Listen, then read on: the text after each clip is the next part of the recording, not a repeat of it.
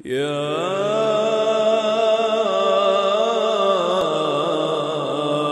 أيها الناس اتقوا ربكم دیکھتے رہیے دارالوحی انسٹیٹیوٹ۔ موت کے علاوہ ہر مرض کا علاج۔ الحمدللہ والصلاۃ والسلام علی رسول اللہ، اما بعد فاعوذ باللہ من الشیطان الرجیم، بسم اللہ الرحمن الرحیم، وَإِذَا مَرِضْتُ فَهُوَ يَشْفِينِ۔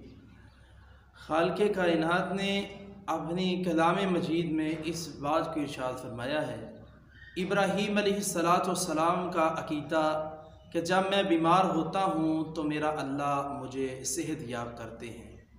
ہاں، اللہ رب العالمین کے محبوب نبی صلی اللہ علیہ وآلہ وسلم نے ایک دعا بیان فرمائی ہے۔ وہ دعا اتنی اہم ہے، اتنی ضروری ہے اور اتنی بہترین دعا ہے، ہر مرض کا اس دعا کے اندر علاج ہے۔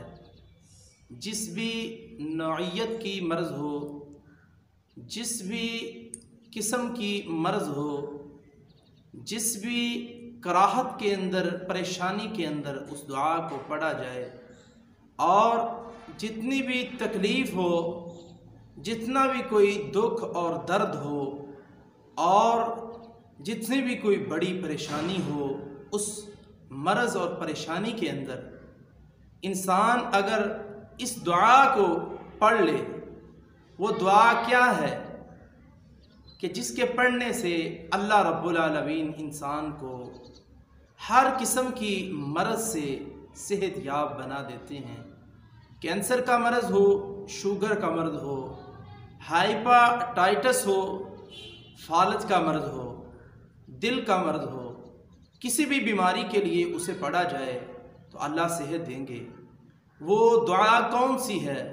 اس دعا کے اندر کیا رکھا ہے اللہ رب العالمین نے کہ محبوب نبی صلی اللہ علیہ وسلم کی زبان، صادق المصدوق پیغمبر جس کی زبان میں حق کے سوا کچھ نہیں نکلتا، اس زبان سے یہ آواز آئی ہے کہ ہر مرض کا علاج سوائے موت کے۔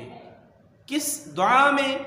اس دعا میں کہ جس کی ابتدا یہ ہے، اسأل اللہ العظیم رب العرش العظیم ان یشفیک، کہ میں سوال کرتا ہوں اسأل اللہ العظیم، اس اللہ سے جو بہت ہی عظمت والا ہے، اسأل اللہ العظیم رب العرش العظیم، جو بہت عظیم عرش کا مالک ہے، ان یشفیک، کہ تجھے وہ شفا دے۔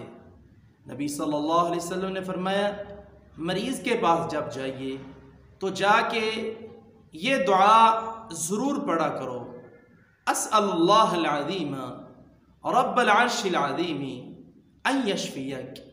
اس کے قریب جا کے اسے مایوسی نہیں دلانی، بلکہ یہ کہنا ہے کہ تو پریشان نہ ہو، اللہ تجھے ضرور صحت دیں گے، اور یہ دعا پڑھنی ہے، اسأل اللہ العظیم رب العرش العظیم ان یشفیک، کہ میں اللہ سے سوال کرتا ہوں جو بہت ہی عظیم ذات ہے، جو عرش عظیم کا رب ہے، کہ تجھے شفا دے۔ اللہ سے دعا ہے، اللہ ہمیں یہ دعا پڑھنے کی توفیق عطا فرمائے۔ آخر دعوانا ان الحمدللہ رب العالمین۔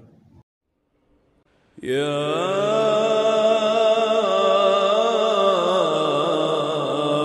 أيها الناس اتقوا ربكم دیکھتے رہیے دارالوحی انسٹیٹیوٹ۔